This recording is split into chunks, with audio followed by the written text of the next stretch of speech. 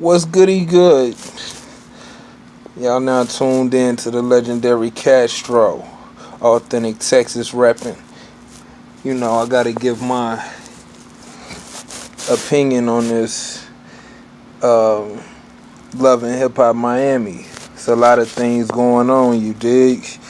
Um, some good, some bad, but you know, we gotta cover all bases, you know what I'm talking about? And cause there's a lot to be talked about. So we we just gonna, finesse and talk about what needs to be talked about, touch on what needs to be touched on. You know, I salute my man Trick Daddy, Trina and Gunplay. It seems like they got a lot of business endeavors going on. It seems like, they more politicking and focused on their music and putting out some good things and good vibes for the city. We gotta cut to the chase of some things that's going on. Also, with in Trina's world, I salute and respect what she got going on. The thing that's going, get her is the people that are associated with her. Her cousin, for one. I didn't really think that was a smart move to really go that route and exploit him, and put him, lined up in this business venture, because it's a business at the end of the day. And, it's just really not a good look from all the chaos and the things that are going on, and the way that he's moving, and he really doesn't understand the world that she come from, and that's what she's trying to get him to understand. I mean, it's all good to have certain things come about, as far as when you put the work in. You know what I'm saying? When you put in the necessary work in, you have a different outlook and a different expectation for the people that's around you and the way that they move. But just to be thrown into the light, you're not gonna have that, you're not gonna really care as much, and you're not really gonna have the same odds as somebody that actually put in the work, that had to grind to get to this point and get on TV. And you're not gonna appreciate it as much, you know what I'm saying? And I just think the coonery and the buffoonery that's going on that they're bringing about, with this whole Bobby Light situation is just it's really crazy. You know what I'm saying? It's really unacceptable at the end of the day. I know a lot of this stuff is drawn up from the board and they cut the camera on and say play.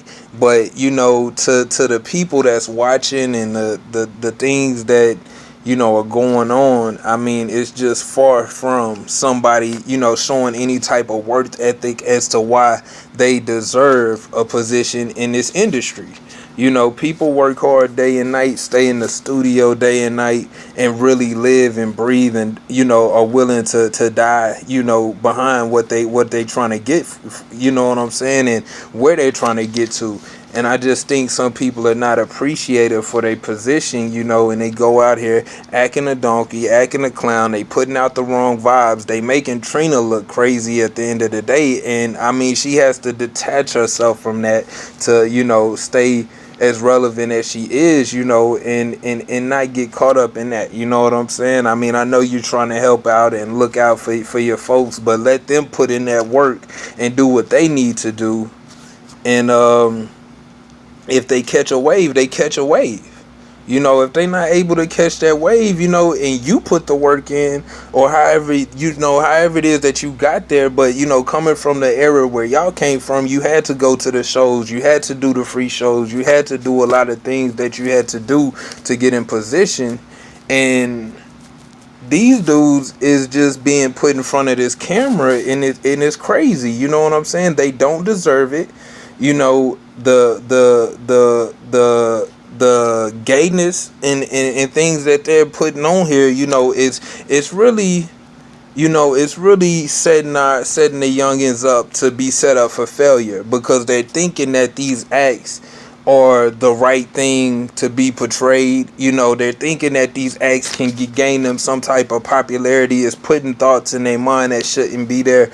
And I just think that we can do without the whole Bobby Light situation. We can do without the Jeffrey. We could do without the Malik, and we can do without the Prince. I mean, if he's a promoter, stay a promoter. It's no reason for you to have to be in front of the camera. It's like the way that these dudes is moving is kind of crazy to me.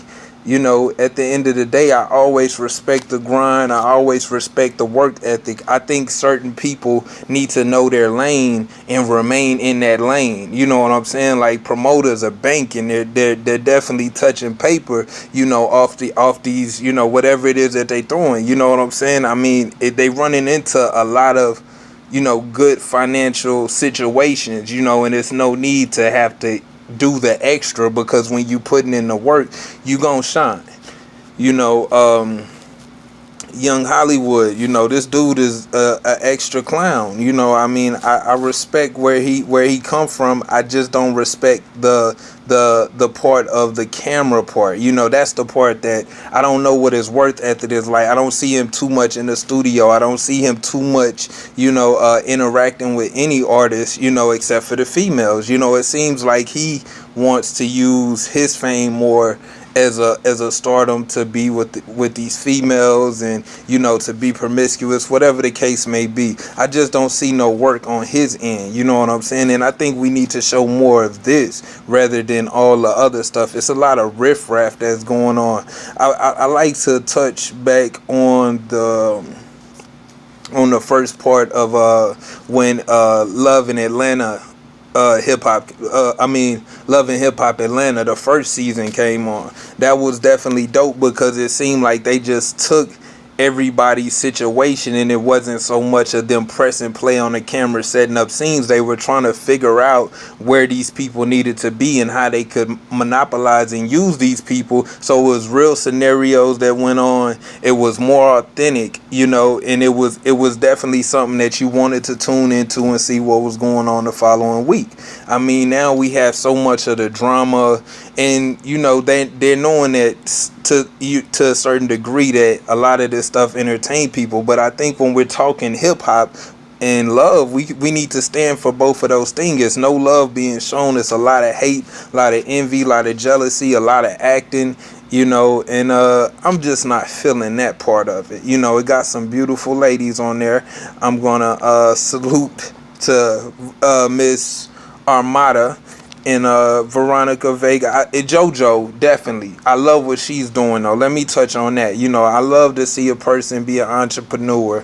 I love what they stand for, you know, as far as coming from nothing when they didn't have all the cards, you know, dealt for them. You know, what she spoke on when she went another route, that certain people that had the finances and things to put her in position went astray from her. And so I respect that she grinded and got to the position that she's at, and she's not about the drama. I witnessed her walk away from, you know, a situation, which was dope.